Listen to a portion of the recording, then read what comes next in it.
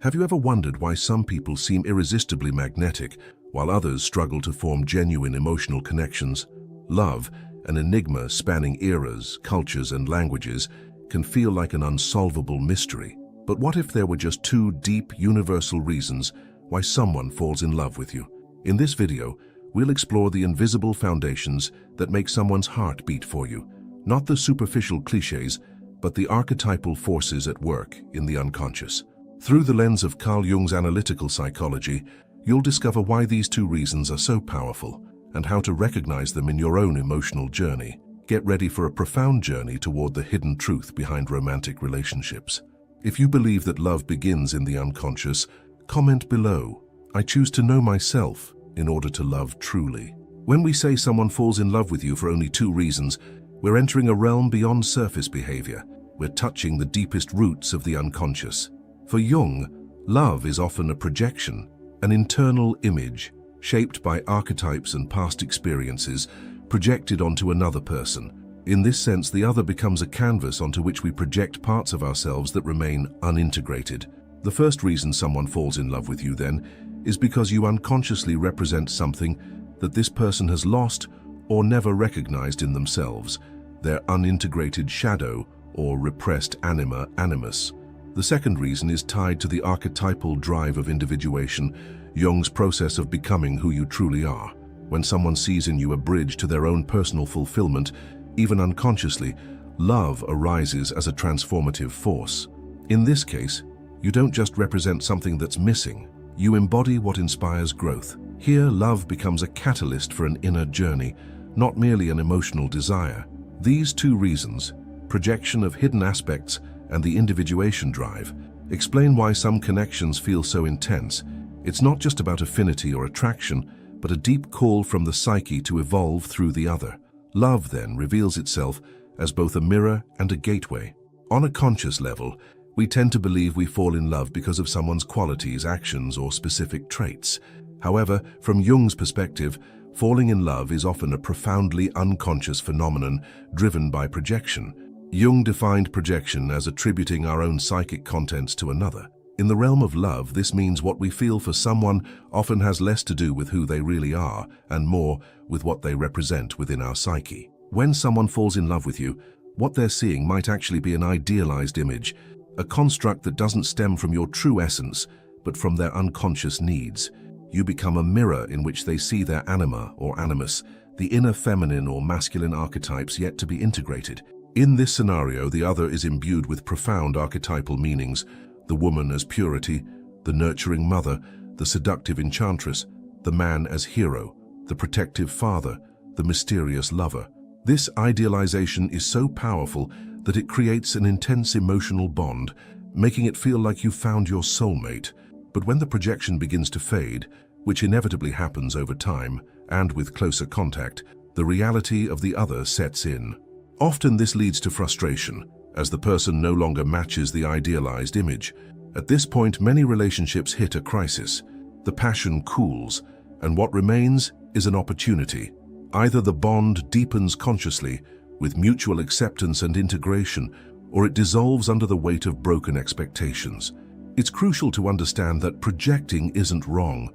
In fact, projection is a natural stage in romantic encounters and serves as a starting point for self-discovery.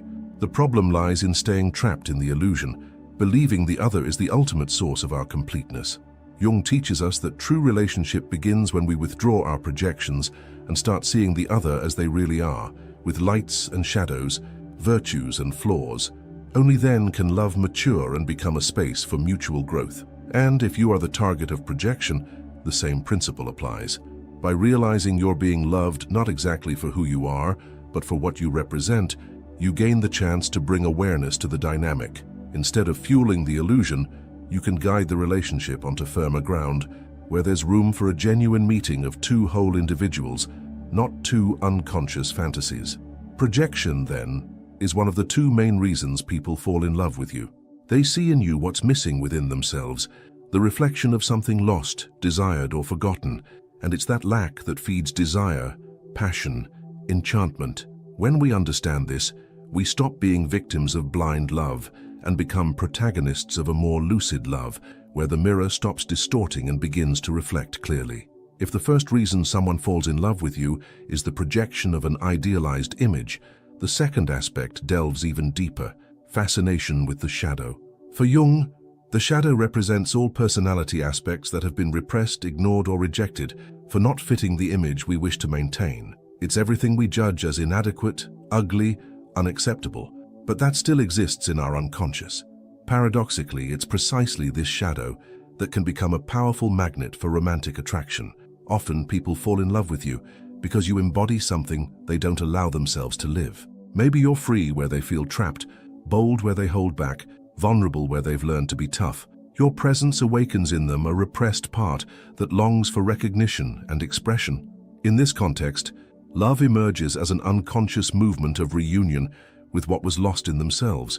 You become, without realizing it, the channel through which their shadow seeks to emerge into the light. This attraction to the shadow doesn't mean we're drawn only to the negative. The shadow contains not just destructive impulses or socially unacceptable traits, but also undeveloped potentials, stifled talents, suppressed desires, unrecognized strengths.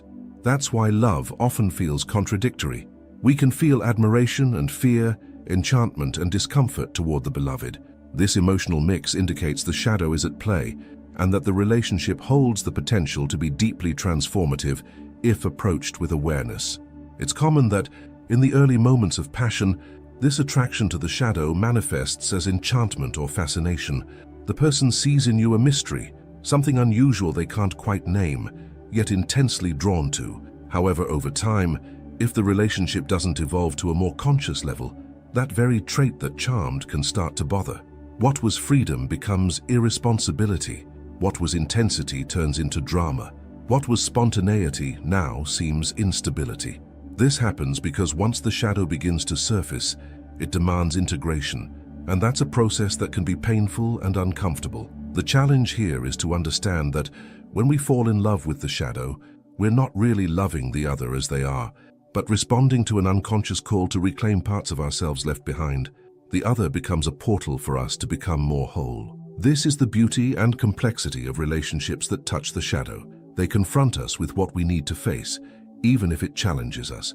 If you notice someone is in love with you for this reason, your presence may be activating a blind spot in their psyche. This isn't your responsibility, but it's an opportunity.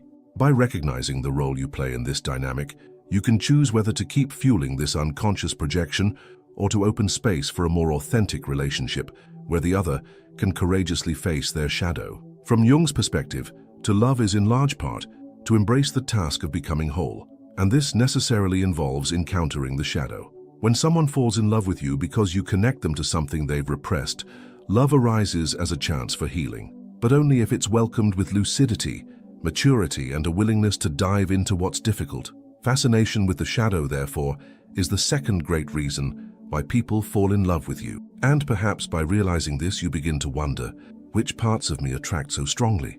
What in me resonates with what the other rejects in themselves?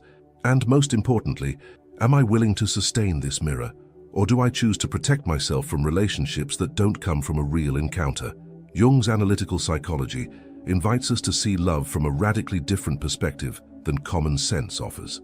Instead of treating relationships as a search for completeness in the other, Jung proposes that the true purpose of love is tied to individuation, the path by which the individual becomes their essential self.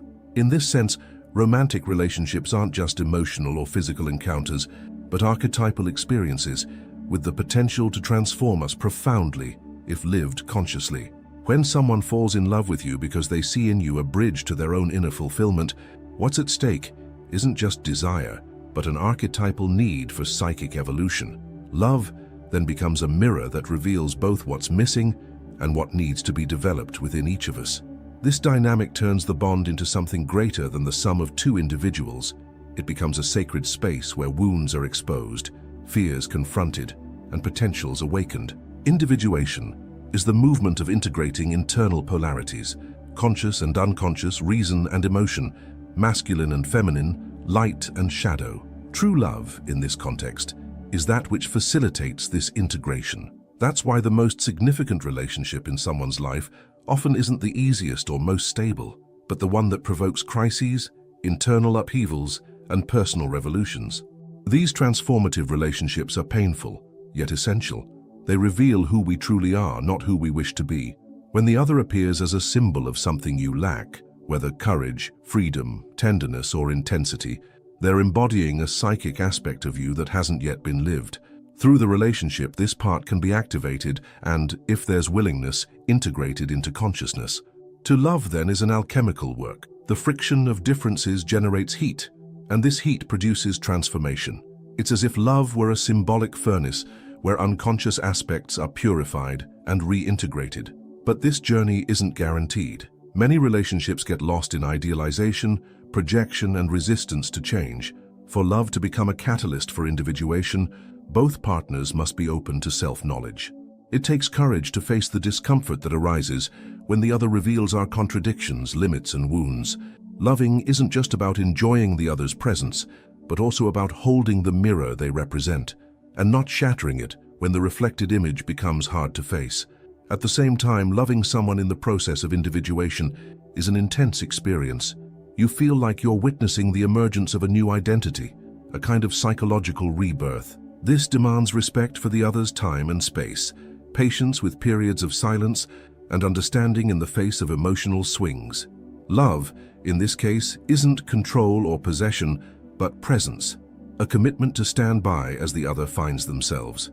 If someone falls in love with you because you represent unconsciously a starting point for their individuation journey, you may notice they feel energized, inspired, and at the same time challenged in your presence. Your energy drives them beyond their own limits, questioning their beliefs and patterns. You become a living symbol of something greater, calling them inward. This is one of the deepest forms of love, and also one of the most demanding. Transformative relationships aren't those that keep us comfortable, but those that invite us to the courage of being who we are. When someone falls in love with you for this reason, the relationship becomes a portal. Crossing it doesn't lead to a fairy tale ending, but to the beginning of a journey of depth and truth. And that, though challenging, is what makes love truly sacred. Recognizing that people fall in love with you, driven by projections and attraction to the shadow, isn't cause for alarm or guilt. It's an invitation to consciousness.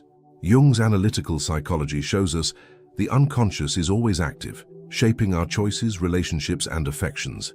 The difference between a life guided by unconscious repetition and one lived with authenticity lies in the ability to observe these forces, name them, and integrate them. When you understand the two main reasons why someone falls in love with you, a new possibility emerges: to love with truth, without illusions, without escape, with your feet on the ground and your heart awake. The first step toward this awareness is self-observation. Ask yourself, what in me tends to attract others? Is it my freedom, my emotional intensity, my generosity, or perhaps my unpredictability, my silence, my mystery? These traits aren't just isolated qualities, but signs of what you symbolize in the other's unconscious. You may be seen as the embodiment of something that person lacks and therefore deeply desires. This attraction is legitimate, but it needs to be recognized as part of an unconscious process, not as a complete reflection of who you are. Awareness begins to take root when we can perceive the presence of projection. Instead of responding automatically to someone's admiration or desire, we can ask, who are they really seeing in me? Is it my true essence, or an image representing something of theirs? This question isn't meant to invalidate love, but to clear it of distortions. True love exists only between two people who see each other beyond projections. That doesn't mean projection must disappear completely. It will always be present to some degree, but that it must be illuminated by consciousness. The same applies to the fascination born from the shadow. When we notice someone is drawn to aspects of us that activate their repressed content, we can act with psychic responsibility.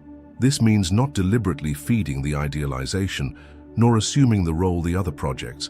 It means holding your truth, even if it frustrates expectations. It means saying, what you see in me may be a part of you that's asking to be lived. When this insight is embraced with maturity, the relationship can evolve from unconscious enchantment to conscious partnership. At the heart of this transformation is the concept of individuation. When love becomes a space where both partners are committed to their own process of self-knowledge, the relationship stops being a place of escape or illusory completeness. Instead, It becomes an arena for mutual growth. This requires not only emotional courage, but also spiritual humility, acknowledging that the other isn't here to save us, but to mirror us. This awareness also applies to yourself. You too often fall in love with projections and shadows. When you feel intense attraction to someone, pause and reflect. What does this person awaken in me that was dormant? What fascinates me about them? And what does that reveal about me? In this case, love becomes a soul laboratory, a space where we experiment with, confront, and integrate hidden aspects of our being. By recognizing the two reasons people fall in love with you, you not only protect yourself from unbalanced relationships, but also create the foundation for more authentic, romantic experiences. You begin to attract not because of the fantasy you represent, but because of the truth you sustain. And truth, even when uncomfortable, is the only possible foundation for lasting and transformative love. To love with awareness is therefore more than a spiritual ideal, it's a psychic practice. It's the commitment to see the other as they are, and to allow them to see you with the same depth. It's shedding masks, abandoning roles, and finally meeting as two whole, imperfect, real beings. This is love that liberates, because it's born from truth, not need. Love is a mysterious force, but not a chaotic one. It follows deep psychic laws that Carl Jung helped decode. When we understand that people fall in love with us primarily for two reasons, because they project hidden parts of themselves onto us, or because they see in us a call to their own transformation, we gain power. Not the power to control the other, but the power to love with awareness, clarity, and truth. You're not here to fill anyone else's void, nor to play roles that aren't yours. Your value doesn't lie in the image projected onto you, but in the presence you sustain. And when you understand these two reasons, you can build more authentic relationships, where love isn't an escape, but an encounter. If this content spoke to your soul, subscribe to the channel and turn on notifications. Here, we dive into the unconscious to live more consciously. And don't go yet. The video next to this one will expand your vision of relationships and the power of the inner journey. Remember, loving with truth is also a path of healing, and it starts now with you.